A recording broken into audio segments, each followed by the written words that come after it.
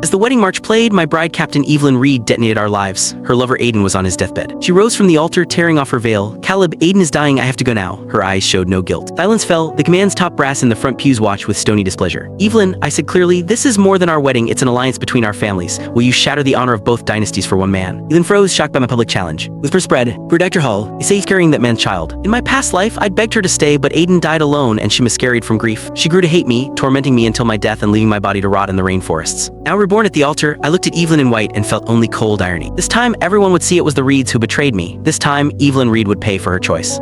"Captain Reed, it's an emergency!" A young woman in uniform burst into the chapel, interrupting the vows. "Aiden's fatting fast, he's asking for you." Tears streamed down her face. "Captain, please, you have to save him. He's the father of your baby." Even knowing the truth, the words were a dagger to the heart. She was already pregnant with another man's child. My hand tightened around the velvet ring box. Across from me, Evelyn's hand went limp, her face draining of color. "What are you talking about? What's happened to Aiden?" She turned to leave, ready to abandon the entire congregation. Last time, this was the moment I stopped her, forcing her into a marriage that became my tomb. This time I wouldn't stand in her way, but I would make her fall. I grabbed her arm. "Evelyn, who is Aiden, and what did she mean? You're pregnant?" I let shock and devastation flood my features, earning looks of pity from every guest. The whispers started again. "My God, the poor man, his bride is pregnant with her lover's child before the wedding is even over. On the day of their union too, what a slap in the face to the Hall family." Evelyn shot me an impatient look. "Caleb, it's true I'm carrying Aiden's child. It was an accident, but I can't let him die alone. I'll explain everything later." She tried to pull away. "Wait," I said, stepping in front of her. "Today is our wedding day. You're going to walk out on me in front of our commanders and comrades for another man? What does that say about the honor of my family? If you love someone else, why didn't you tell me? Why wait until our wedding day to humiliate me like this? Hall's son doesn't have to marry a Reed daughter." She tore her hand from my grasp. "I'm not saying I won't marry you, but Aiden's life is on the line. I can't just ignore that." My eyes welled up, a single tear tracing a perfect path down my cheek. "But this alliance was set in stone by our families. The invitations were sent, the union sanctioned by the command. If you leave now, this marriage is void. You can explain that to our parents tomorrow." My tears fell like broken pearls. In this life, I had learned how to weaponize weakness. I would make it clear to everyone that Evelyn Reed and the entire Reed family were the ones at fault. Hearing the gossip around them, Evelyn's parents, General and Mrs. Reed, turned beet red. "Evelyn, stop this nonsense," her father boomed. "Today is your wedding to Caleb. You will not walk out of here. Get back here and finish the ceremony." The young woman soldier dropped to her knees. "General, ma'am, please, Aiden is the father of your grandchild. Can you truly be so heartless?" "Captain," she cried, turning to Evelyn, "Aiden has followed you without name or recognition. Are you really going to let him die alone?" "Father, mother, can you?" Evelyn echoed, her voice pleading. She then turned her glare on me. "This is a dynastic union. The marriage is inevitable, so what's the rush? Is the great Hall family so desperate to marry me off that it can't wait a single day? Isn't that a little pathetic?" Her tone softened. "Caleb, I know you're reasonable. We'll be living together soon enough. I'm sure you and Aiden can get along peacefully, can't you?" Cold smile touched my lips. "Evelyn, you and I are not yet married. This union is not yet fact. I have no intention of becoming brothers with your lover." I threw the ring box to the ground. "If you're so determined to save him, I won't stop you, but the alliance between our families will not be jeopardized by your personal drama. Does the Reed family name mean so little to you?" General Reed's face was a mask of cold fury. "Evelyn, this union affects the standing of two commanders." Click the link on the homepage to watch the full follow-up for free.